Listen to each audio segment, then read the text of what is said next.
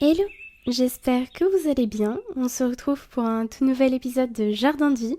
En vrai, ça me perturbe, j'ai l'impression de vous faire mon intro YouTube, mais vraiment, j'admire les gens qui font des podcasts et vraiment, ils savent trop bien parler, leurs intros sont trop cool, ils trouvent des sujets super intéressants, leurs mots sont tellement justes. Moi, je vous avoue que je me suis lancée comme ça, sans réfléchir, juste parce que j'en avais envie depuis très longtemps. J'avais pas de concept précis à présenter, mais je voulais avoir une place où je pouvais parler sans jugement. Parce que dans la vraie vie, j'ai toujours eu beaucoup de mal à m'exprimer, à prendre la parole. Je suis le genre de personne dans les soirées qui reste dans leur coin, qui parle à personne, juste elles écoutent les discussions autour d'elles, et les gens la trouvent un peu bizarre. Ça, c'est vraiment littéralement moi. Genre, vraiment dans ma tête, quand les gens ont une discussion, j'ai envie de rebondir sur tout ce qui est dit, mais j'ose pas couper la parole, alors j'attends que la personne ait fini, et c'est plus le moment de parler, alors je dis pas ce que j'avais à dire de base, donc je parle jamais quoi. Puis j'ai peur que ce soit bête aussi quand je parle. Alors c'est pour ça que je me suis fait un petit podcast pour me laisser une place quelque part, pour avoir le droit de parler. Alors certes, il est pas parfait, il traite pas de sujets importants, et je vous donne pas des conseils en or qui vont changer votre vie, mais j'avais juste envie qu'ici, ce soit un peu comme un journal intime, une discussion de moi à moi, où je parle de cinéma, de mode, de souvenirs. J'ai envie que ce podcast soit beaucoup plus spontané parce que sur les réseaux, je vous partage plein de photos, plein de vidéos, je vous montre des bonnes adresses, mais il y a aussi beaucoup de montage et de retouches et j'avais envie d'avoir un endroit à moi où je peux parler de mes secrets et être plus moi-même, vous voyez.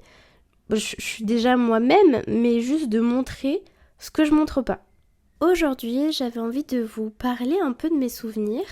Lors de mon premier podcast, je vous ai expliqué pourquoi je l'avais appelé comme ça, Jardin de vie, en référence au jardin de mes grands-parents où j'ai passé la plupart de mon enfance.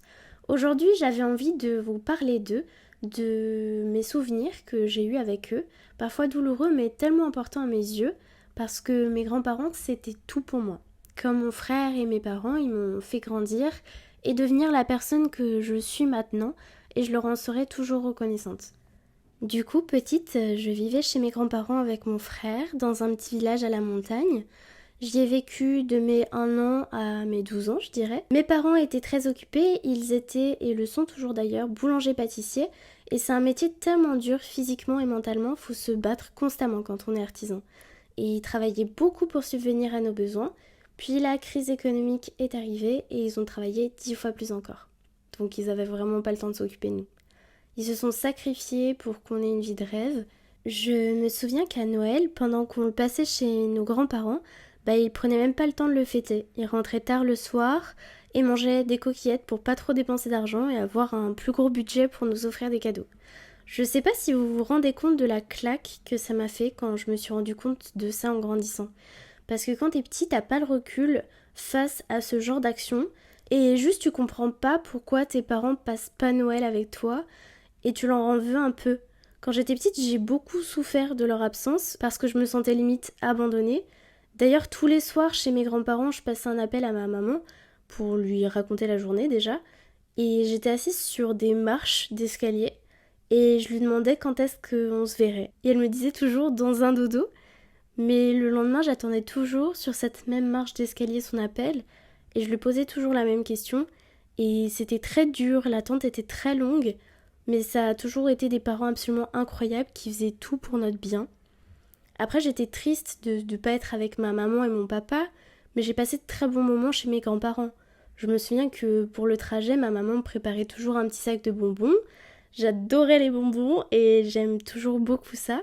Mon grand-père venait nous chercher avec sa vieille Opel blanche et je regardais la vue depuis son pare-brise bleu. Je voyais des montagnes pleines de neige défiler, les immenses stalactites sur les rochers, les zigzags de la route Ils vivaient dans un petit village à 30 minutes de chez mes parents. Ils avaient un grand jardin avec une balancelle, il y avait des framboisiers, il y avait un poulailler où avec mon frère on perdait toujours le ballon de foot dedans et on avait peur d'aller le chercher parce qu'il y avait toujours un nid d'abeilles là-bas. L'été, ma mamie nous commandait toujours plein de glace. J'attendais avec impatience que le camion s'arrête devant le portail, que Cartouche, le chien de mes grands-parents, aboie et qu'on puisse déguster tous les parfums différents, genre la fraise, la menthe, le chocolat. Mes préférés, c'était les glaces en forme de lutin avec un nez en chewing-gum. On avait toujours une petite routine de jeu. Quand il faisait beau, mon frère préparait des défilés de mode avec les grosses couvertures en laine que ma grand-mère avait tricotées. Moi, je préparais les cocktails et les encas avec ma dinette pour que ma mamie les déguste pendant le défilé.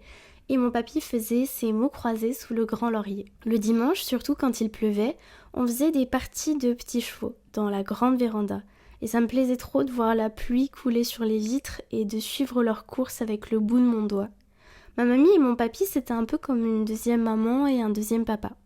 Puis après, quand j'ai grandi, ils ont commencé à perdre la tête. Mon papy avait un début d'Alzheimer et ma grand-mère, je sais pas trop. Avec mon frère, on était beaucoup plus indépendants, il était plus grand donc il s'occupait de moi et on restait à la maison pendant que mes parents travaillaient parce qu'on pouvait s'occuper tout seul de nous quoi.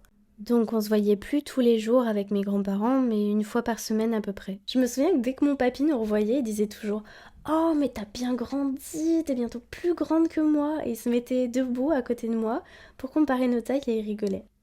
Mes grands-parents avaient changé avec le temps et la vieillesse. On s'en est rendu compte bien plus tard avec du recul que c'était plus vraiment eux et ça a créé beaucoup de conflits entre nous. Mes parents ont été énormément blessés par certains propos de mes grands-parents et ils se sont disputés avec eux. Du coup, petit à petit, on a perdu contact. Avant, on les voyait tous les jours, après toutes les semaines, puis on s'est plus vus pendant des années. Et c'était dur parce que j'avais l'impression d'avoir perdu mes deuxièmes parents. Je me souviens d'un appel avec ma mamie, j'avais 13 ans. Elle m'avait appelé pour s'excuser de ce qu'elle avait fait, et elle sanglotait parce qu'elle était triste de ne plus nous voir, qu'on l'appelle plus. Et elle m'a supplié de lui donner des nouvelles de nous, de mon papa, de ma maman. Et je me souviens que je l'ai laissé pleurer au téléphone. Puis j'ai raccroché. Et c'est la dernière fois que j'ai entendu sa voix. Je crois que c'est le plus gros regret que j'ai dans ma vie, de l'avoir laissé comme ça dans la détresse, alors qu'en soi j'avais tout à fait le droit de lui répondre. Mes parents m'ont jamais interdit de leur parler ou quoi. Mais je lui en voulais, je voulais pas lui pardonner d'avoir fait du mal à mes parents. Et ça a été très bête de ma part parce que chaque jour de ma vie, je culpabilise de ce jour où je lui ai pas répondu. Elle est partie depuis maintenant plus de 2 ans. On ne s'est pas parlé pendant 10 ans.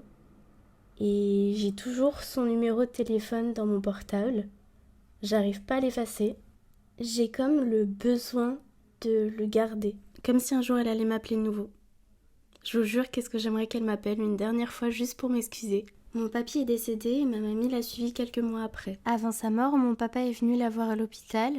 Elle était dans le coma et c'est comme si elle avait attendu pour qu'ils puissent se réconcilier.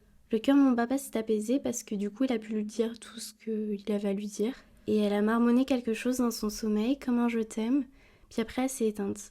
Je suis heureuse que mon papa ait pu lui parler et qu'ils aient pu se réconcilier. J'aurais aimé la voir moi aussi pour m'excuser, mais c'était trop tard. Et je pense qu'au fond de moi, j'avais peur de la voir aussi. J'avais peur qu'elle ait changé et j'ai préféré garder une belle image dans ma tête. Une image de ma mamie un peu rondouillette, avec un caractère un peu grognon qui adore cuisiner et me chanter des comptines. C'est l'image que je voulais garder d'elle, pas celle d'une mamie qui est plus ma mamie physiquement et mentalement. Il est dur ce podcast. Au début j'étais super heureuse et là ça me touche. C'est... Apparemment sur sa table de chevet, elle avait toujours gardé une photo de mon frère et moi dans un petit cadre. Quelques mois après la mort de mes grands-parents, il y avait toujours plein d'oiseaux qui venaient se poser au bord de la fenêtre et chanter. Mes grands-parents ont toujours aimé la nature, écouté le calme de la montagne et le chant des oiseaux, donc j'ai pris ça un peu comme un signe. Comme si mes grands-parents s'étaient réincarnés en jolis oiseaux. Voilà, c'est la fin de ce souvenir.